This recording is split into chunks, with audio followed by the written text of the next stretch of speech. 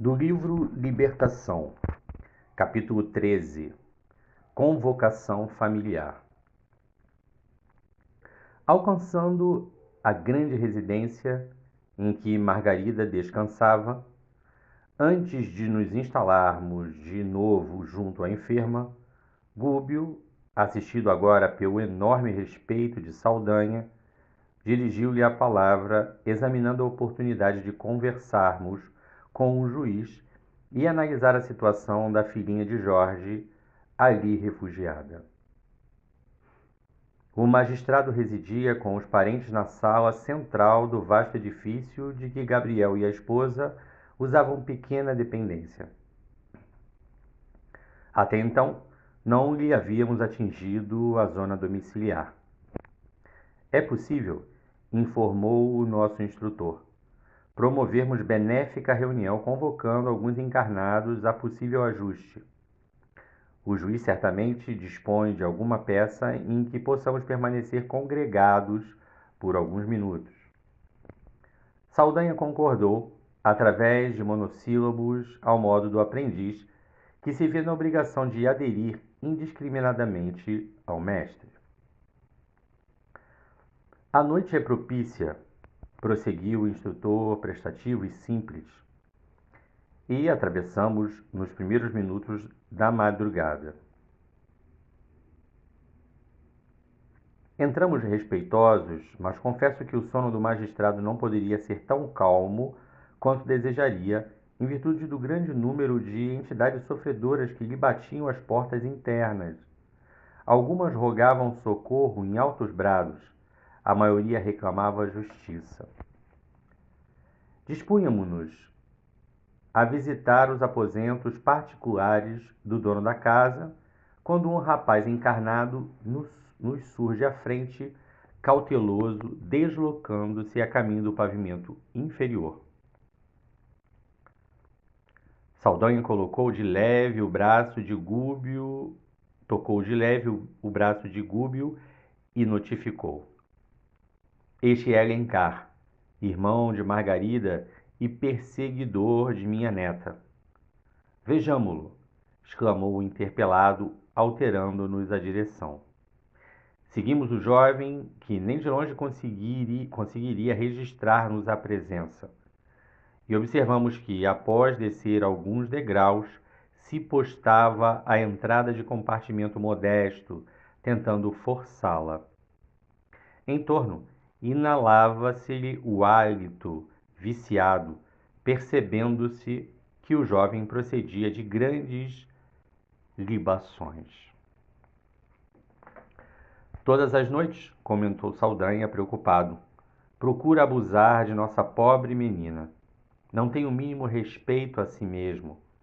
Reparando a resistência de Lia, estende os processos de perseguição com ameaças diversas e acredito que, se ainda não atingiu os fins indignos para os quais se orienta, é porque permaneço a postos, agindo na defesa com a brutalidade que me é característica. Notamos admirados o tom de humildade que transparecia das palavras do vigoroso verdugo. Saldanha ressurgia visceralmente transfigurado. A consideração que dispensava Gúbio dava-nos conhecimento da súbita transformação que nele se operara. Mostrava compreensão e doçura nos gestos reverentes. Ouvindo-o, nosso orientador, sem qualquer alarde de superioridade, concordou. Efetivamente, Saldanha, este rapaz se revela possuído de forças degradantes e precisa colaboração enérgica que o auxilie a buscar higiene mental. Em seguida, atentamente ministrou-lhe passes magnéticos nos órgãos visuais. Escoados alguns minutos, Alencar retirou-se algo cambaleante para a câmara de dormir, de pálpebras semicerradas. Acreditando Saldanha que alguma enfermidade inofensiva por alguns dias, a partir daquela hora, o ajudaria a meditar nos deveres do homem de bem.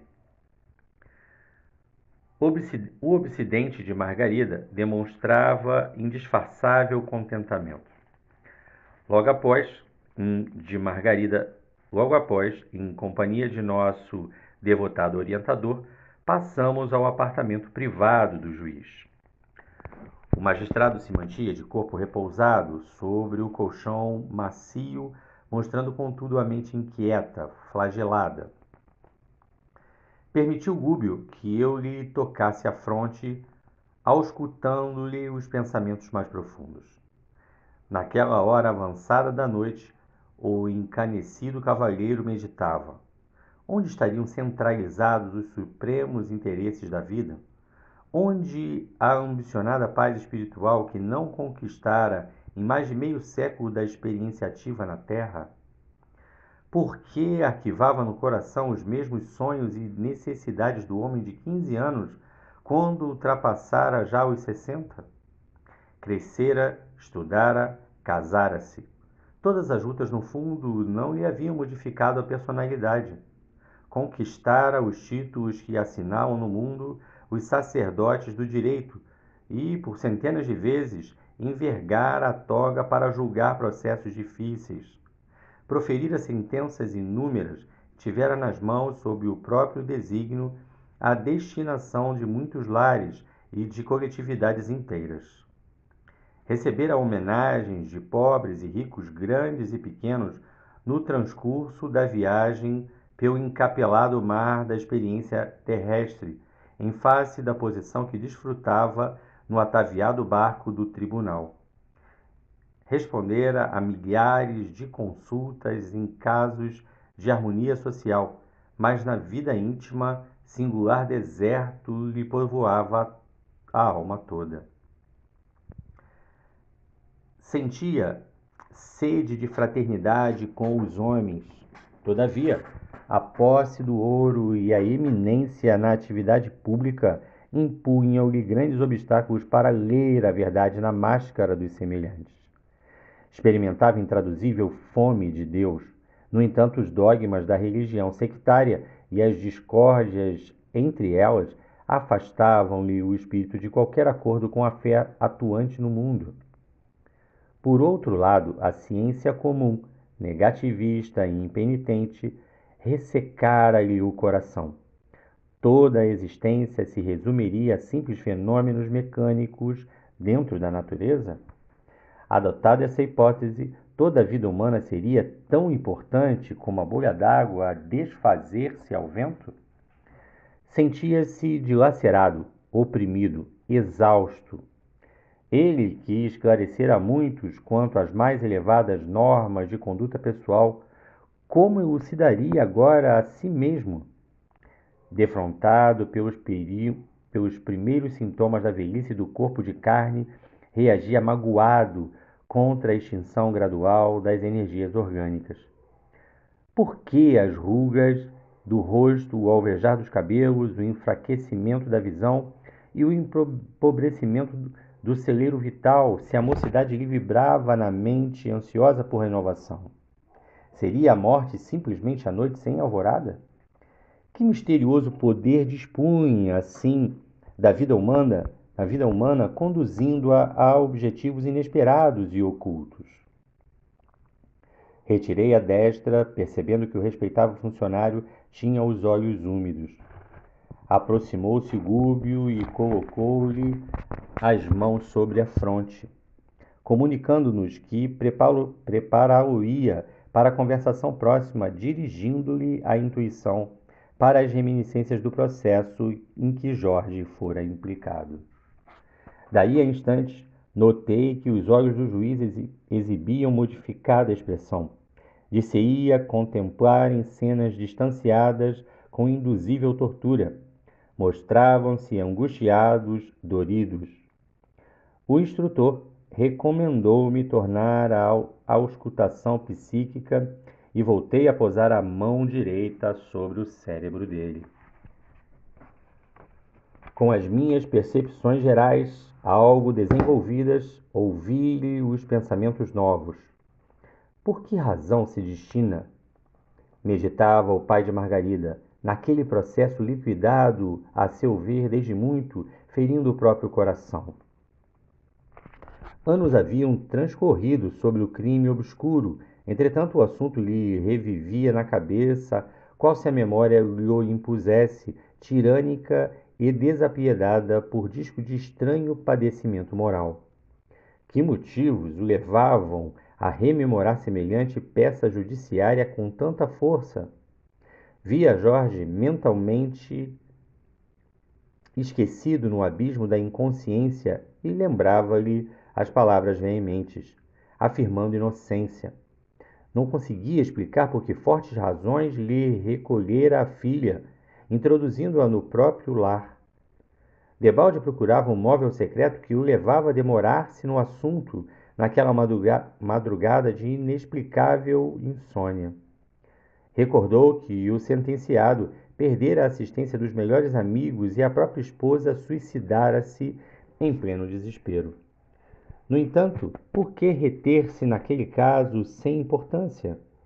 Ele, o juiz chamado a processos incontáveis, apreciar enigmas muito mais intricados e importantes. Não conseguia, pois, justificar-se quanto às reminiscências do humilde condenado réu de crime comum.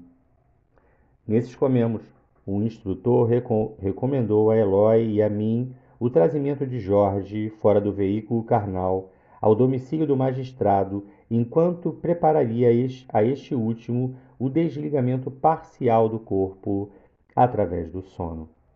Voltamos, o companheiro e eu, ao cubículo do obsidiado que se achava ausente do vaso físico em grande prostração.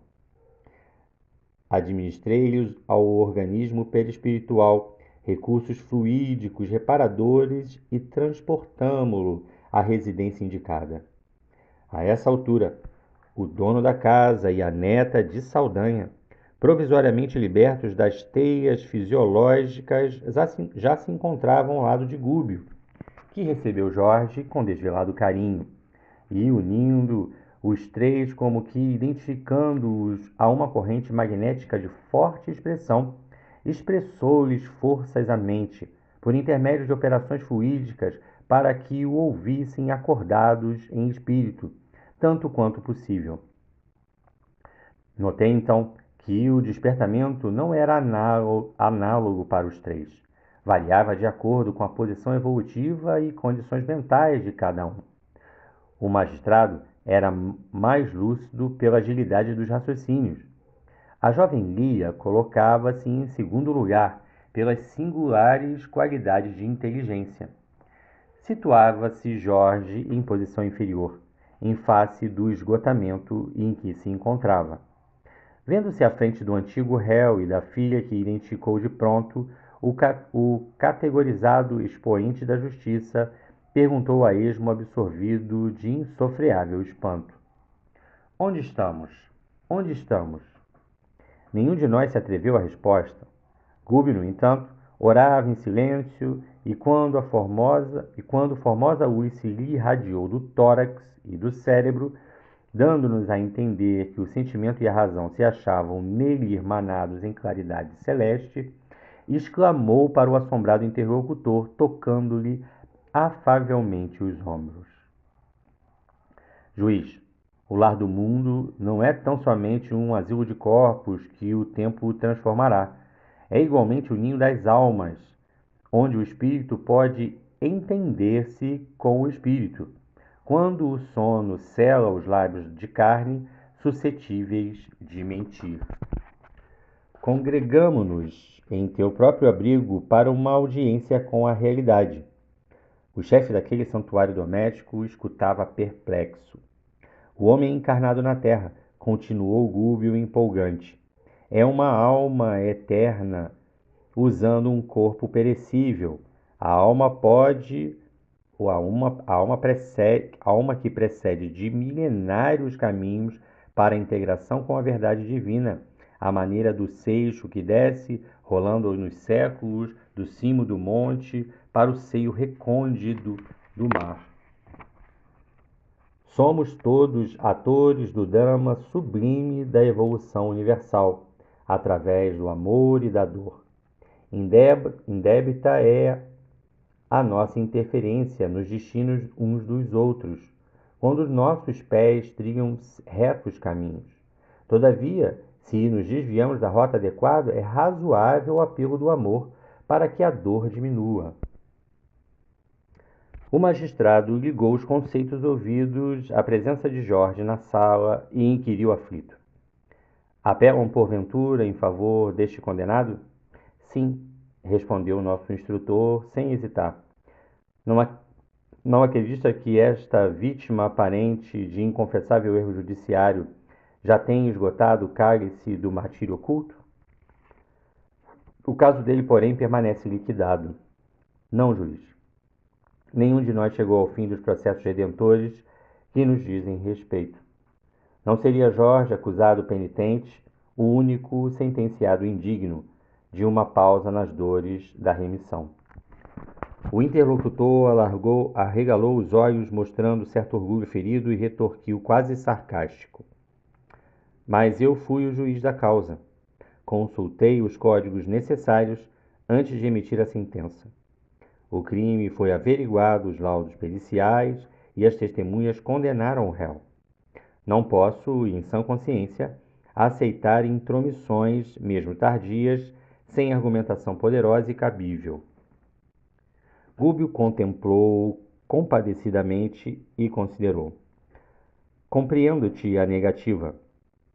Os fluidos da carne tecem um véu pesado demais para ser facilmente rompido pelos que se não afeiçoam ainda diariamente ao contacto da espiritualidade superior. Invocas a tua condição de sacerdote da lei para esmagares o destino de um trabalhador que já perdeu tudo quanto possuía, a fim de que resgatasse intensivamente os erros do passado distante. Referes-te ao título que a convenção humana te conferiu, certamente atendendo a injunções do poder divino.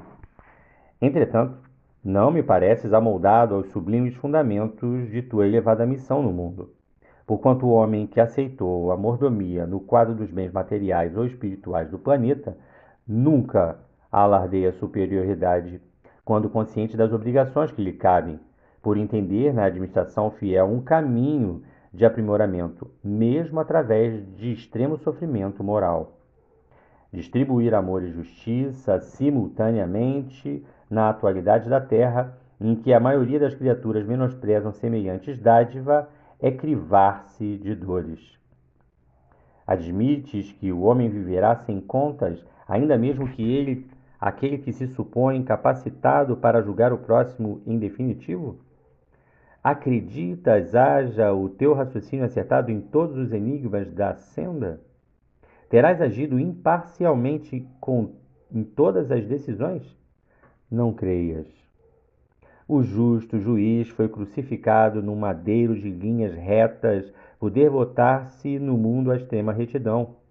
Todos nós, na estrada multissecular do conhecimento edificante, muita vez colocamos o desejo acima do dever e o capricho a cavaleiro dos princípios redentores que nos compete observar. Em quantas ocasiões já se te inclinou o mandato às